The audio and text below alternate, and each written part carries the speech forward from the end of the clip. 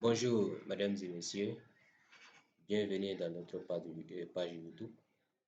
Euh, Ce matin, nous sommes très heureux voilà, de nous retrouver devant vous sur ce audiovisuel pour vous parler un peu sur le thème qui est le recrutement du personnel en GRH.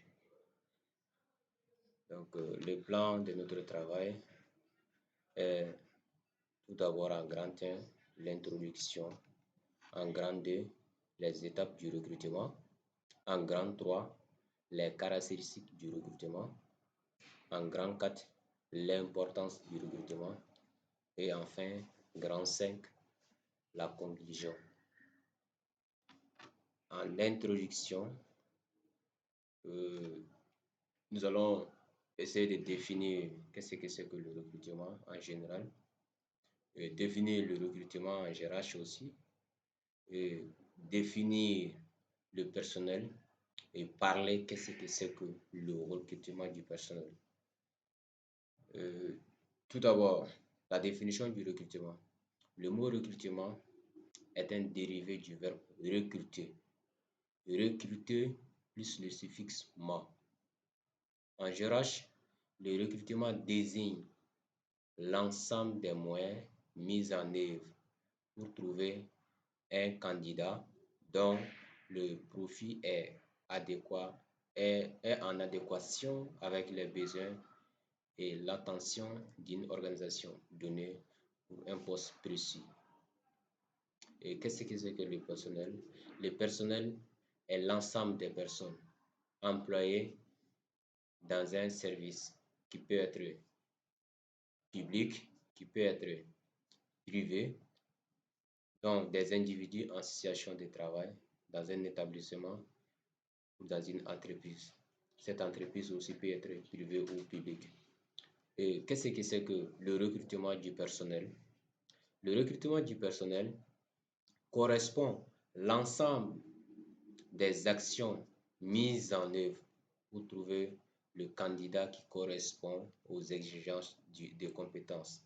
Ces exigences sont le savoir-faire et le savoir-être et la qualification de ce poste. La qualification du candidat peut être voilà, son diplôme voilà, ou bien son titre. Le diplôme peut être bac, master ou doctorat requise pour un poste. Donc, restez à suivre. Je laisse la place à mon frère Ismaël, donc, qui va vous parler un peu sur les étapes du recrutement. Restez à suivre.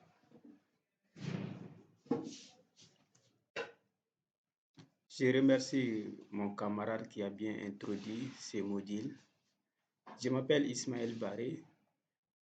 Pour recruter une personne au sein d'une entreprise, il faut passer par certaines étapes et ces étapes sont au nombre de 6.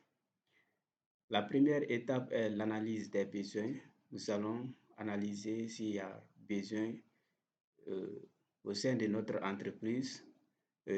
Deuxièmement, nous allons choisir le type de contrat. Le type de contrat qui nous convient, nous allons choisir cela. Troisièmement, nous allons rédiger et diviser l'offre d'emploi dans les différentes plateformes comme on a l'Internet et les affichages. Quatrièmement, nous allons présélectionner des candidats.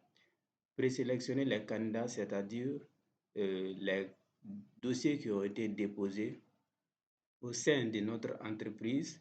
Nous allons voir ces candidats, analyser ces dossiers, les dossiers qui correspondent à nos exigences. Cinquièmement, nous allons passer par la sélection. La sélection consiste à organiser un concours ou bien un test dans le but de sélectionner les meilleurs candidats. Sixièmement, nous allons passer par l'intégration et la période d'essai. L'intégration et la période d'essai est une période accordée à la personne recrutée dans laquelle il va exercer les tâches qui ont été confiées à lui dans le but de laisser voir s'il a la capacité d'exercer les postes. Nous allons passer aux caractéristiques du recrutement. Le recrutement du personnel est une procédure gérée par la gestion des ressources humaines. Dans l'entreprise, nous avons des différentes directions. Le recrutement du personnel est géré par la direction des ressources humaines. Il se caractérise par l'identification du poste. Premièrement, nous allons identifier les postes, quel type de poste. Deuxièmement, nous allons voir les missions et les responsabilités, les tâches et les responsabilités que la personne doit exercer. Quatrièmement, nous allons voir les moyens et les astreintes du poste. Les moyens, c'est les moyens auxquels il va utiliser pour exercer notre poste. Et les astreintes, ça c'est les difficultés auxquelles la personne va faire face.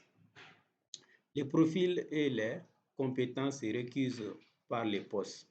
Donc, notre poste, ça demande certaines qualifications. Donc, nous allons voir si la personne a les profils et les compétences qui demandent notre poste.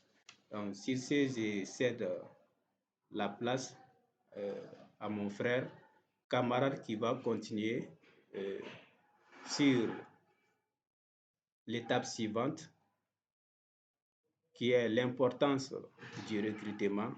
Restez à suivre. Merci.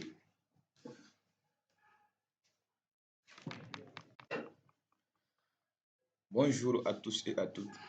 Moi, je suis Madou Damele. D'abord, je tiens à remercier les deux intervenants, à savoir Isaïe Guetta et Ismaël Bari. Moi, je suis chargé de vous faire l'importance du recrutement. Après, je vais conclure le travail. L'importance du recrutement. Le recrutement est un élément qui joue un rôle capital dans une entreprise. En effet, le succès de l'entreprise ne dépend pas uniquement des produits ou des services proposés. L'efficacité du personnel est tout aussi essentielle. Ici, on veut vous faire savoir que l'efficacité du personnel aussi joue un rôle très capital au sein d'une entreprise. L'entreprise qui recrute des personnes compétentes peut mieux progresser, peut mieux évoluer.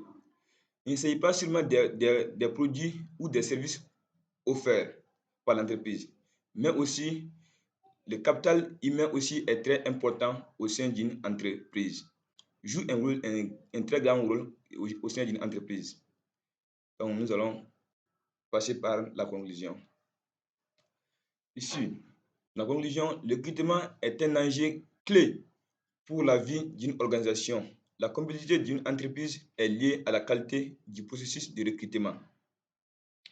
Les entreprises qui ont un très bon processus de recrutement peuvent mieux développer, peuvent accroître rapidement que les entreprises qui ne le font pas sur des bonnes bases. C'est pour vous dire que le recrutement est un élément clé, un enjeu clé au sein d'une entreprise qui permet à l'entreprise de s'épanouir, de progresser rapidement. Je vous remercie. N'oubliez pas de vous abonner sur notre chaîne YouTube. Merci et à bientôt. Ok, donc ça c'est les membres du groupe. Donc nous sommes très heureux d'être devant vous. Nous sommes très heureux d'avoir reçu vos abonnements.